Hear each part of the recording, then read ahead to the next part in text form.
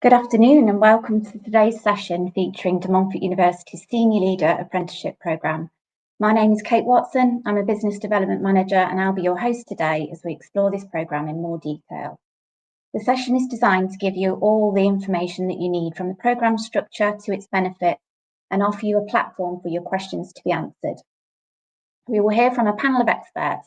Let's do some quick introductions. Percy.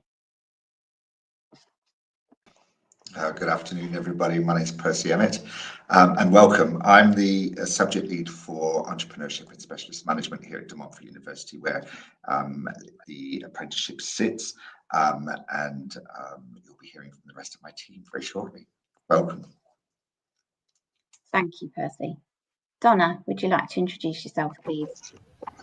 Hello, my name is Donna Quantzer. I'm the Apprenticeships Academic Lead in the Faculty of Leadership Management and Marketing, and I will be presenting you the information about the Senior Leadership Apprenticeship. Thank you, Donna. Carly? Hi everyone, my name is Carly. I'm an apprentice on the programme and I'm employed by Leicestershire County Council as the Head of Youth Justice. Thank you, Carly. And Gilly? Hi everyone, I'm Gilly Oliver. I'm our Staff Apprenticeship and Development Specialist here at DMU, and I'll be talking to you from an employer perspective about the programme and also about our levy transfer scheme. Thank you, Gilly. So there are panel members. Donna will firstly be presenting the programme overview, followed by Carly, who will give her first-hand experience being an apprentice on programme. And Gilly, as she said, will be here with two hats on, talking as an employer who accesses the programme, but also here to introduce the Montfort University Levy Transfer Scheme. So the webinar will last approximately an hour. We do encourage you to participate. Please do ask questions and put them in the chat function, and we will take questions at the end of the presentations. So let's get started. Over to you, Donna.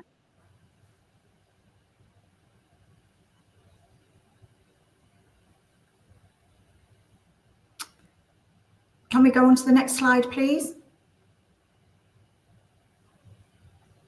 So there you can see both Percy and my own contact information, our email addresses and our titles. Next slide, please. So this presentation is going to provide a short introduction for businesses and staff applicants, information on who this programme is for and how to apply. So what is an apprenticeship? So we're based applied learning with professional and personal development of new skills, knowledge and behaviours. A senior leader apprenticeship is a little bit different to what a lot of people think it is. We don't go into the workplace and assess or anything like that in the workplace. Assessment is done on programme.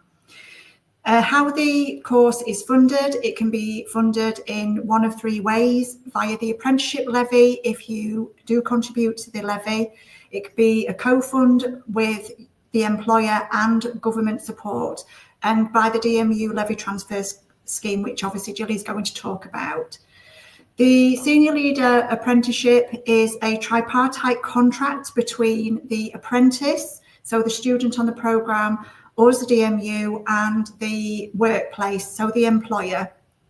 And between DMU and the employer, that is to provide support for learning at work and at university.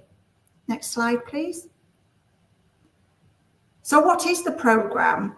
So it's an apprenticeship programme delivered through an innovative partnership with the employer over approximately 2 years. We say approximately 2 years because it's dependent on when the course starts within the year, because we do take into account key holiday periods, etc., obviously to enable the apprentices and learners to engage with the programme in the best way that they can.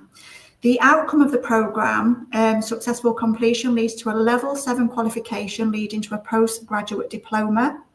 The level 7 apprenticeship, which is awarded by CMI, and at that point of passing the apprenticeship at endpoint assessment, the apprentice has the opportunity to gain chartered manager status. And then afterwards there is an optional MBA executive top-up module at the cost of £4,250. However, if they are an apprentice that has successfully completed the postgraduate diploma and the EPA, they will receive a bursary of £1,000. So the fee has been reduced by that £1,000 and it will be £3,250. Next slide, please. So on this slide, it shows the 4 key learning modules on the programme and then the endpoint assessment preparation. As you can see, the 4 learning modules take approximately 18 months to complete, and the endpoint assessment preparation is a further approximate 6 months, and that's why we say that the programme is 24 months, and so 18 months plus 6. So the first module is the dynamic leadership for organisations, and the content of this module is focused around leading, managing and shaping organisations for 21st century. It considers the apprentice to think about being agile, creative, and their flexible approaches to their own leadership, taking into account the organisation in which they work. The next module is financial decision making. The content of this module is about understanding the nature and relevance of different types of cost in relation to financial decision making. It's not to develop apprentices to be financial managers or directors or anything like that. Obviously, a lot of people are fearful of doing the finance module. It's not. It's about being able to look at numbers and then being able to make decisions from seeing those numbers, what are those numbers telling you. The third module is strategy in turbulent times. So this is exploring strategic management processes, applying and rethinking the utility of concepts and frameworks. The last module is reshaping the future of work. The apprentice will examine work and employment and innovative developments in a new digital era. It rounds off the actual delivery because they take all the learning from the 3 previous modules into that reshaping the future of work. Then there is the endpoint assessment. That is the actual apprenticeship part of the programme. And it is preparation for your final assessment with the Chartered Management Institute. And there is assessment in there, and the apprentice will present their project idea, their project proposal. There will be a discussion and questions and answers, and it is graded, and from that, successful completion allows them to complete the full programme and then apply for that chartered manager. Next slide, please. So how is it studied? So the programme induction will be in May, and the first module starts in June. Each module is delivered over an average of 4 to 5 months, taking into account holidays, etc. But each module has 2 face-to-face delivery days on campus and 2 days of live online learning via MS Teams. It's not pre-recorded, it's active learning with the assigned lecturer for that module delivering online. It also includes self-directed learning and study resources, which requires time commitment from the apprentice. The apprenticeship also requires off-the-job hours, and this is where that tripartite relationship comes in with the employer. Each apprenticeship legally has to have 6 hours off the job per week. It requires an academic and workplace mentor support, and that is the crux of that tripartite relationship. Each of the 4 modules has 2 assignments per modules, and the assignments include reports, podcasts, and presentations to demonstrate different learning styles. Modules are delivered by academics and industry guest speakers who are experts in their field. Here at DMU, we have a virtual learning environment where all the teaching materials are on there, plus the extra self-directed learning materials. We have library support as well and study support services. Next slide, please. To qualify to come onto the programme, there is an entry criteria. So each apprentice has to have a minimum of 2 years management experience with an undergraduate honours degree of 2-1 or above, or work-based management experience of at least 3 years with at least 1 year's experience in a strategic role, with a record of achievement in business and or relevant professional qualifications. Next slide, please. This is a very important slide. So who should consider it? It's the benefits to the apprentice and then subsequently the organisation in which they work. The apprenticeship develops a better or improved understanding of the organisation, because the apprentice will engage within areas and look in areas of the organisation which they may not already engage in. The apprentice will develop a better understanding of themselves, because the apprenticeship requires a structured reflection on what has been learnt and how to apply it. It helps them to develop a management and leadership toolkit to draw on in different situations.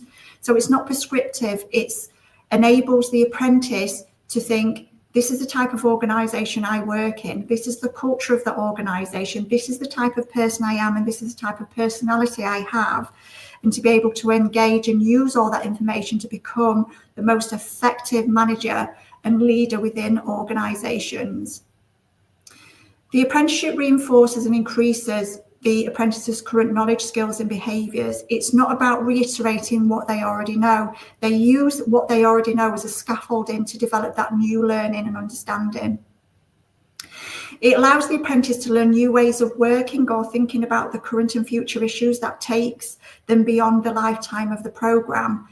Because of the variety of apprentices we do have on the programme, it enables apprentices to talk about their job role, their workplace, and so you get to hear a lot of information, and it develops that peer-to-peer learning and enables the development of that critical thinking about what it is to be a leader and manager. So that's the knowledge exchange between that peer-to-peer learning, but also with the academics. The academics bring that engagement in as well. We find that the apprentices always increase their personal confidence. A lot of people that come onto apprenticeships are effective managers within their own rights already, and it gives them validation of their skills and behaviours where they know that what they do is right. And if on occasion they may consider, I could be better at this, it enables them to develop those skills and see what they could do to be better. For the organisation, there is an immediate return on investment because it delivers benefits to the organisation. The team which that manager or leader manages in, it increases engagement and fulfilment. It allows the apprentice to observe other areas of the business, to consider alternative perspectives, and on successful completion, the opportunity to work towards the MBA executive with that additional top-up option. Next slide, please. So the application process for anybody that is considering the programme, in the first instance, the apprentice should show their interest with their employer and gain support from the line manager. That is very important because obviously because of that tripartite relationship. The entry criteria that is being listed of the 2-1 and the 2 years experience, or 3 years plus 1 year at a strategic level. That DMU selection process is focused on the apprentice and their development within their job role. And there's 3 stages of the application process within DMU. So we ask that documents are collected to confirm eligibility. These documents are a CV, the apprentice's job description, and certificates for previous qualifications. Applicants don't need to have evidence of their level 2 English and maths, so a GCSE equivalent, because if they haven't been able to successfully complete these in school environment, and or they know that they've got it but they just haven't got the certificates, we can facilitate the completion of a level 2 English and maths as part of the programme. The next step is the completion of a self-assessment skill scan. That's where the apprentice goes through a number of questions and they rate themselves, and that helps us determine how far they will develop on the programme. Is the programme suitable and relevant for that apprentice? So there should be a discussion including the line manager to help assess individual eligibility for funding and whether the programme is a good match for the learning and development needs within the organisation. Next slide, please. So what next? So for further information, Contact Kate. There is Kate's email address. And from there, Kate will forward on any relevant information or answer any questions that you've got. Thank you. Thank you, Donna. That was a really comprehensive overview of our apprenticeship programme. I'd like to bring in Carly now, please. Thank you for joining us, Carly. It'd be great to hear from you as an apprentice on programme. I've got a couple of questions, if I may. So firstly, it'd be really interesting to hear what motivated you to join the programme. So I've spent some time actually studying for my ILM 5 and my ILM 7, and I've been really interested in kind of human behaviour in general as a part of my career. And so I was interested in spending or being able to have a forum where I could explore that more and gain a qualification as well. I think when I look, as I work in the local authority, we've been facing some real challenges over recent times around the pandemic, around austerity measures, and around kind of budgetary restrictions. And I think it's really key to be able to have a leadership style that can move and face all of those challenges. And I think we can only do that where we're given the space to explore that safely and with others, to think about how we change and adapt to the challenges that generally aren't going to go away within our careers and the spheres that we work in. I guess we're quite fortunate as well to be able to have the apprenticeship levy and not, to be fully funded in that. And that's a real privilege to have that opportunity. But I also think, on a personal note, it's very much about giving me some options about what the future might look like. I've been in my role for a number of years at the local authority, and at some point there, I need to think about what my next steps look like. And this really was kind of a crossroads for me to start deliberating and think about kind of what the future, and to skill myself in that way as well. Yes, absolutely. Thank you. And how do you feel that you've benefited from the programme so far? I've benefited in quite a few ways, actually. So I guess that with the busyness of the organisations that we work in, I think we struggled sometimes to find space to stop and slow think about what's going on, and we end up quite autonomous in our leadership. And I think the apprenticeship has given me a real chance to kind of dig deep into what's going on, to stop some of that fast thinking, and a real ability to develop my self-awareness and my own reflection space. So there's lots of opportunities and new ways of working that I have put into my day-to-day practice with the team around developing culture, around that leadership approach.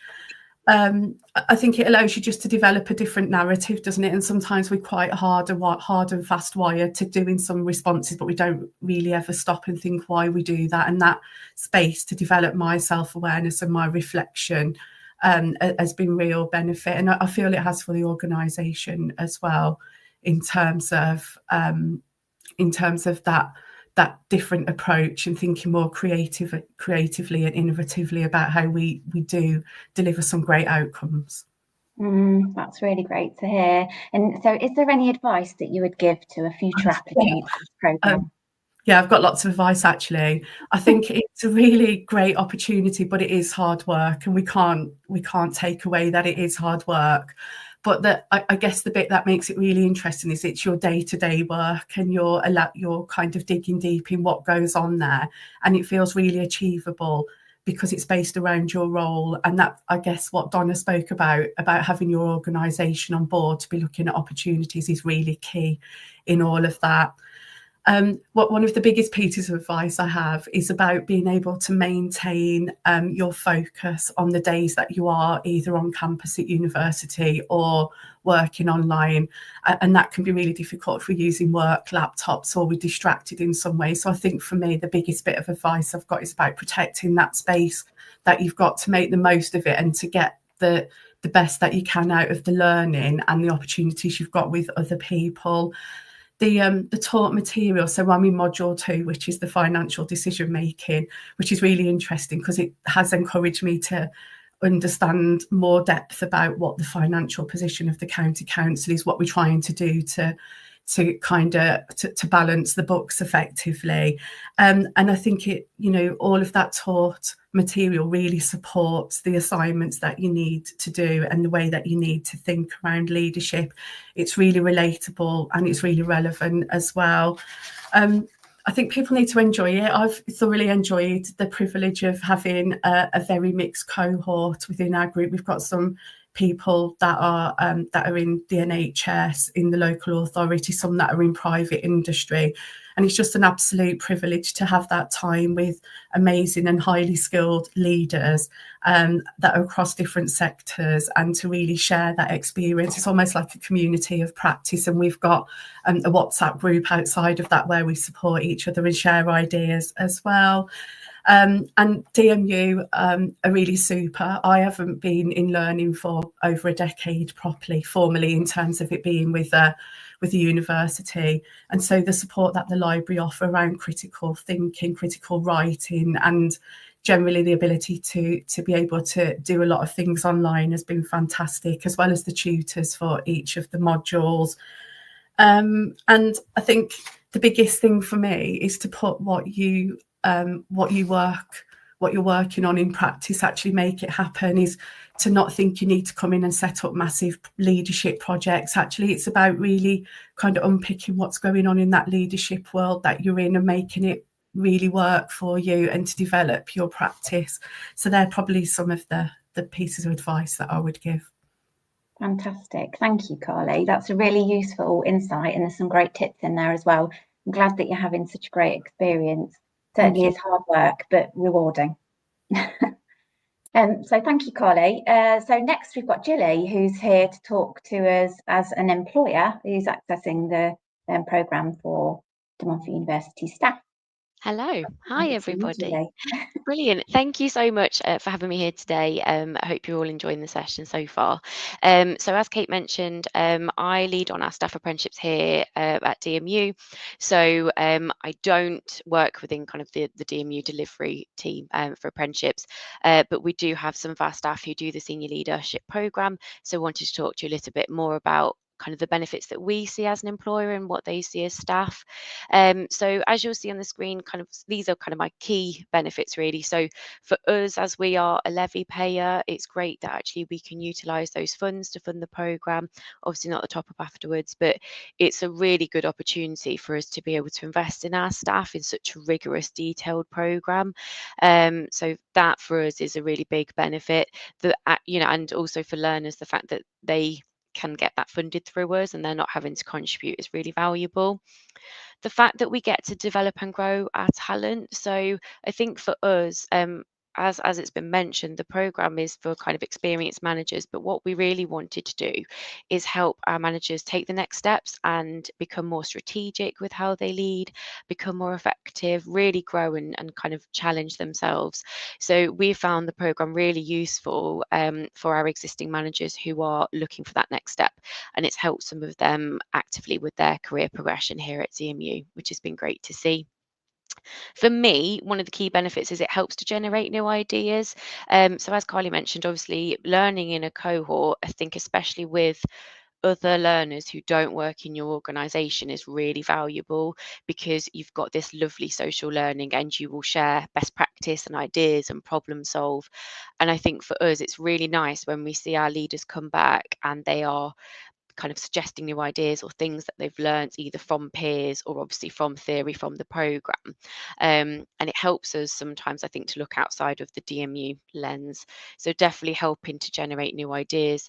Linked to that also, because the apprenticeships are reviewed often, I guess you can be rest assured that you're always going to be learning the most up-to-date industry knowledge as well.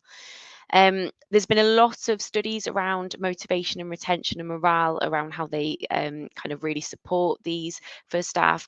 And I can say that definitely here we feel a positive increase from staff, that they feel invested in when we support them in doing an apprenticeship programme.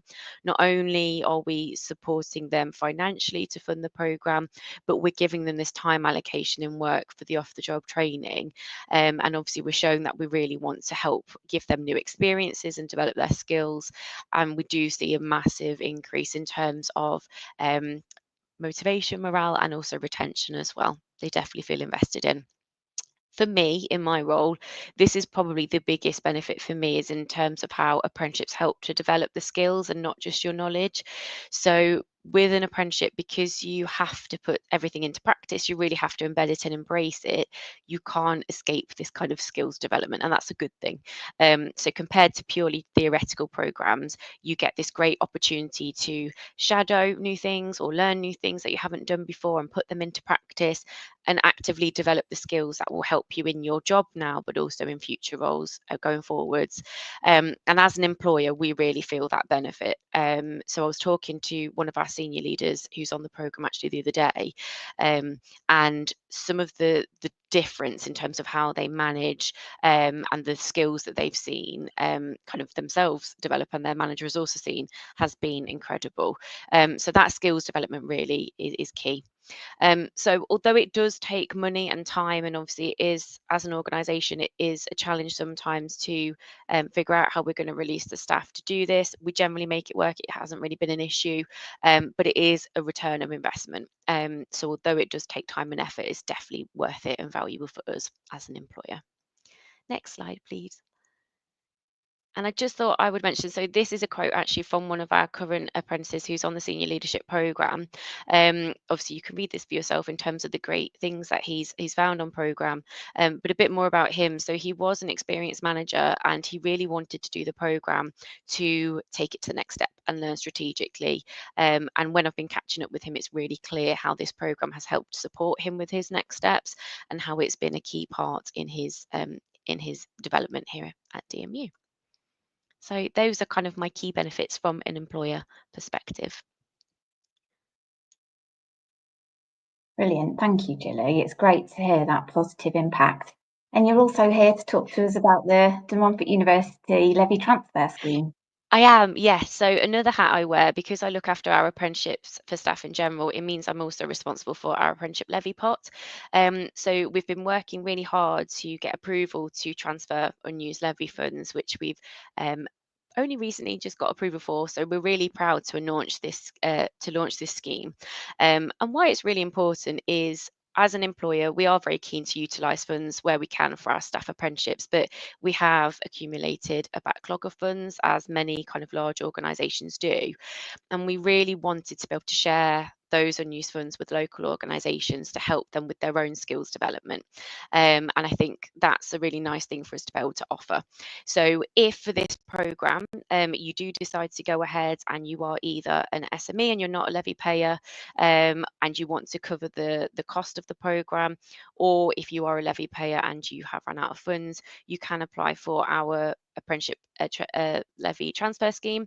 But also just to point out that it is open to any employers regardless of your provider and the course. So obviously it's great if you want to go ahead for this, you can apply for that.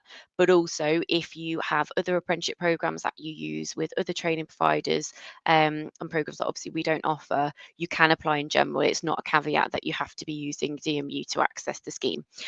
So we're really keen to share that with you all today. There is a link, hyperlink there, and I believe you'll get a copy of the link and the slides afterwards. But to tell you a bit more about who we are hoping will apply for these funds, we are giving priority to Leicestershire-based organisations, because we want to make sure that we see this impact within the county. So you don't have to be a Leicester City employee, it can be anywhere in the county. We're ideally asking that employers can demonstrate how they share some of our values. So the two that we've picked is sustainability and equality, diversity, inclusion, because they're really key to us. So on the application process, it will ask you a couple of questions about how, as an organisation, you embody those values. And then we are again prioritising areas that help to meet local skills gaps. We do welcome applications from everybody though. It's just those will be prioritised if we get to a point where we have limited funds, but at the moment we have quite a lot of funds available, so we absolutely welcome applications from anybody. On the link provided, it's got a lot more information about what the apprenticeship levy is, what the transfer scheme is, and then there's a direct link to the application as well. Yeah, absolutely, regardless of if you're levy payer or not, it's definitely worth considering for funding either this programme or other programmes that you've got for staff. Fantastic. Thank you, Julie. This is a great addition to have the opportunity to have the programme funded. So that's the end of our presentations. So we've got plenty of time for questions. So we've got half an hour if we want to take the first question, please.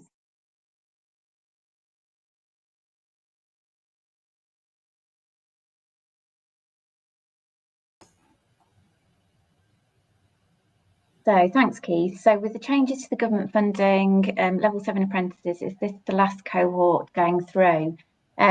There is, I can answer that one. There's a good chance that that's the case, actually, yes, although we can't be sure.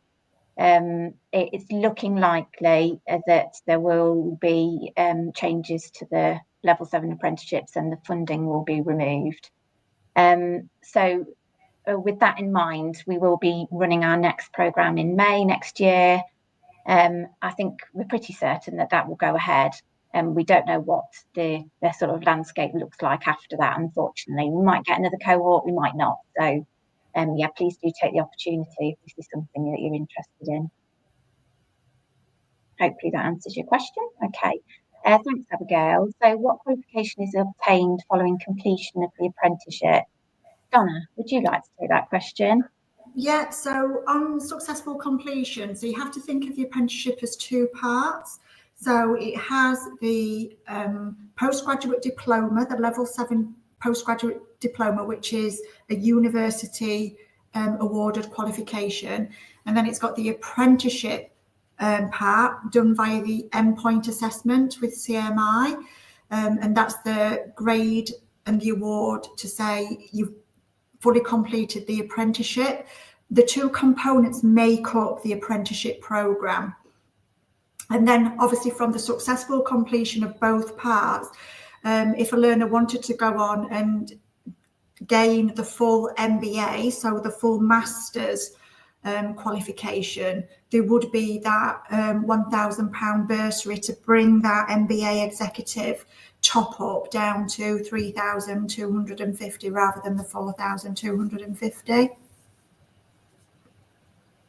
Thank you, Donna. Thanks, Amy. So would this programme be suitable in the NHS? Again, Donna, would you like to take that? It may be. It comes down to their experience and what they are exposed to within their job role. It's very likely as a ward manager, yes, it would be relevant. I know we're not on here for the other apprenticeship that we have here at DMU, but if somebody did apply for the senior leadership apprenticeship and we felt that they didn't quite have that experience, obviously we wouldn't have them on the course because it would be disingenuous of us to do that. But we do have the Chartered Manager Degree Apprenticeship Programme for anybody that doesn't quite meet their maybe the academic requirements and or the work experience to go on to the Senior Leaders Programme. Thank you. Do we have any more questions? Okay, so Donna, do you want to just cover the entry qualifications again, please? Yes, so the entry qualifications, obviously we are very open at DMU to, we have to apply entry qualifications because there is a requirement legally, we have to do that.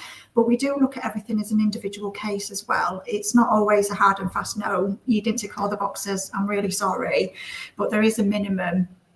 So just as a general rule, it's the 2 years management experience with an undergraduate honours degree as a 2-1 or above, or that work-based management experience of at least 3 years with at least 1 year's experience in a strategic role, and a record of achievement in business and or relevant professional qualifications. So by the fact that there is the two key routes, but by the fact we've got that bullet point of a record of achievement in business and or relevant professional qualifications, that's where it can sometimes come down to that individual, talking to the individual.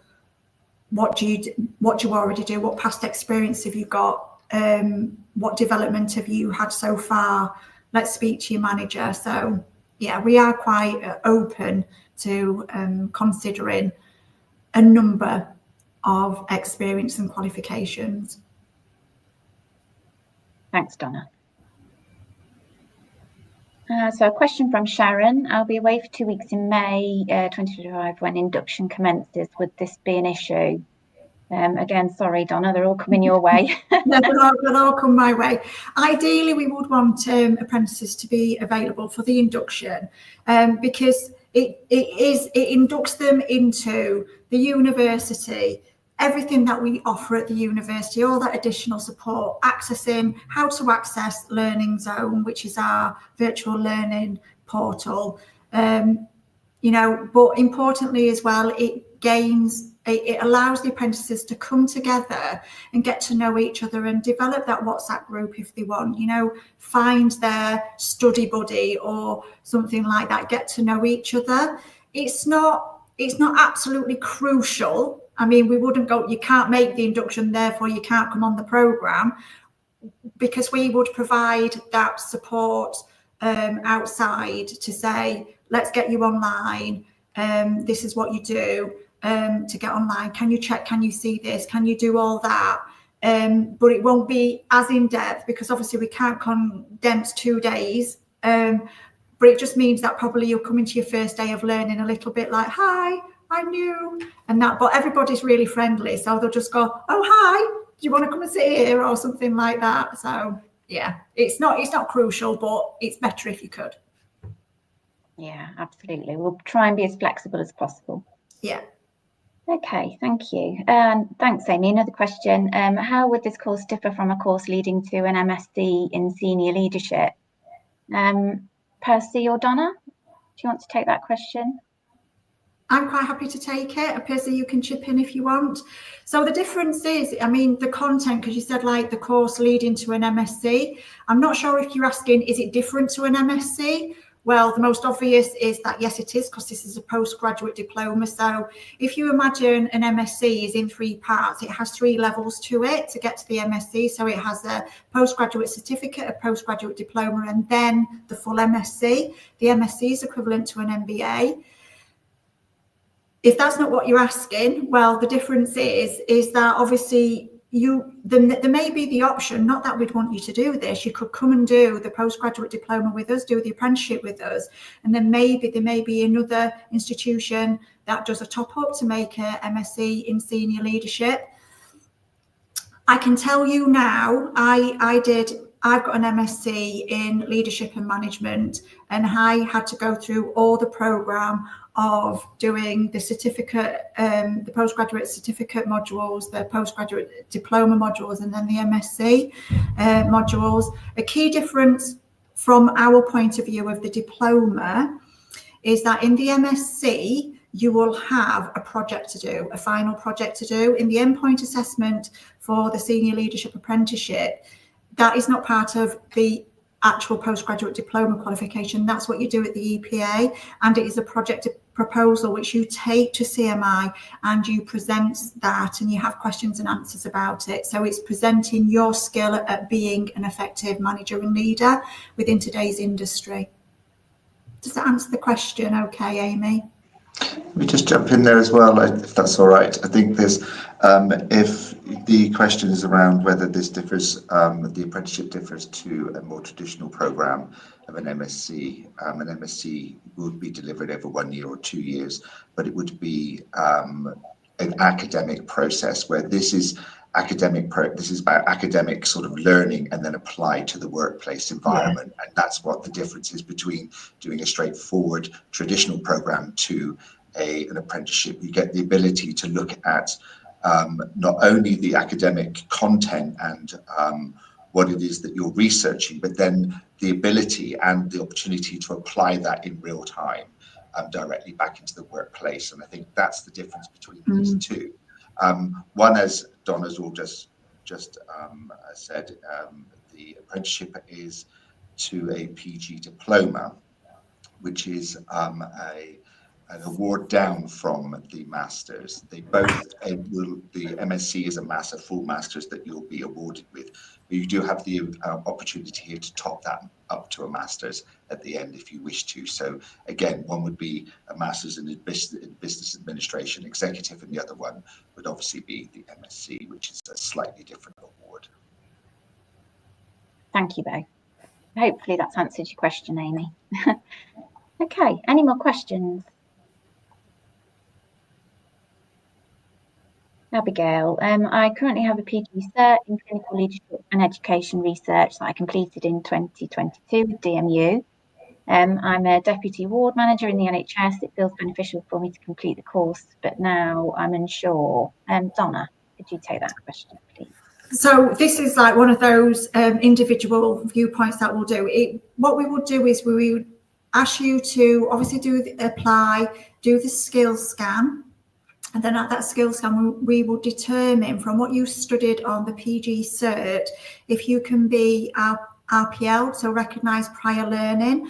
And what that means is it may be that you can be given a pass already for one module, 2 modules or something, so you might not study all of the 4 learning modules. You would still do the endpoint assessment module. So there might be where you were able to be RPL'd for 1 or more of the modules. And if you are RPL for 1 or more of those modules, it means that the funding from the levy would be less as well, because obviously that's prorated down for the number of modules that you would study. So we would have to take that on an individual basis. Thank you, Donna. Any more questions? So what's different about DMU's Senior Leader Apprenticeship compared to other providers? Percy and Donna, would you like to take that question, please? Do you want me to go, Percy? Sorry, do you want to go first? Yeah. So one of the key differences is obviously we have the taught postgraduate diploma within it. So some other organisations, what they do is they just focus on the actual apprenticeship part of it, where it is because to go to endpoint assessment, you have to build a portfolio of evidence. What we do here at DMU is we focus the work in the modules, the taught modules, around developing and evidencing those knowledge, skills and behaviours from the apprenticeship standard. And that's where the overlap comes. That doesn't mean that once you get the postgraduate diploma, that's all you have in your portfolio. Extra evidence can be put in that portfolio as well. So just to reiterate, what the difference is you've got that separate postgraduate diploma, and then you will get the apprenticeship, whereas some other providers, what they do is they just focus on building that work-based evidence to build that portfolio to then go to endpoint assessment, and you've not necessarily got that academic qualification alongside it as well. Okay, great. And I think alongside that as well, I think other employers, there are 2 things for me, I guess. Other employers aren't offering top-up, which we are offering here, which again is, I think, is a key benefit when you're looking and think about getting your postgraduate degree at the end, if that's where you want to move on to that extra piece of research. But I think DMU as a whole, as an organisation, I mean, one of the things that we pride ourselves on is the diversity of the cohorts that we have, the individuals that come on from the different sectors. I think that learning is very important, that peer-to-peer support and knowledge transfer that happens within that from different sector to sector, I think is really important as well as part of that learning. And as a DMU being an empowering university, you know, one of our core values is about creating and developing leaders. We don't just do that through our programs, but also demonstrated we do that inside as well to our own staff, and we're very keen, and you know, and it's part of our, you know, philosophy that actually creating good leaders is how innovation happens and how industry is built. And I think that's one of the reasons, that's one of the things I think that differentiates us out from other organisations and other providers. Thank you both. And just to add to that as well, De Montfort University have been delivering this programme since 2017. So it is a tried and tested and very successful programme now, and we've got a delivery model that works really well, and we get some really positive feedback about that. So with it being a hybrid model, so there is a mix of face-to-face and some online learning as well. So I think that's quite key, and how we're different from other providers. Okay, thank you. Amy, so when is the application deadline? So I can answer that one. It's the 14th of February next year. And if you want to have a discussion with me about this opportunity or how to apply, I can support you with that. So please do get in touch. Okay, do we have any more questions?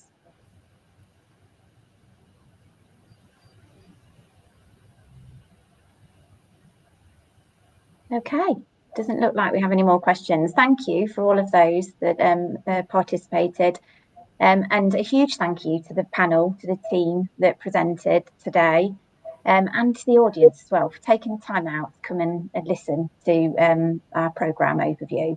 So we hope that you feel inspired and are considering this opportunity. Do get in touch. As we've discussed, the next intake is in May next year, starting on the 8th and 9th of May, with applications closing in February. If you just want to have a conversation, please reach out. My details are on the screen now. But if you also want to make an application, it would be me. So do get in touch, and I look forward to any inquiries. So we'll wrap up the session. Thank you very much for your time, and I hope you all have a lovely day.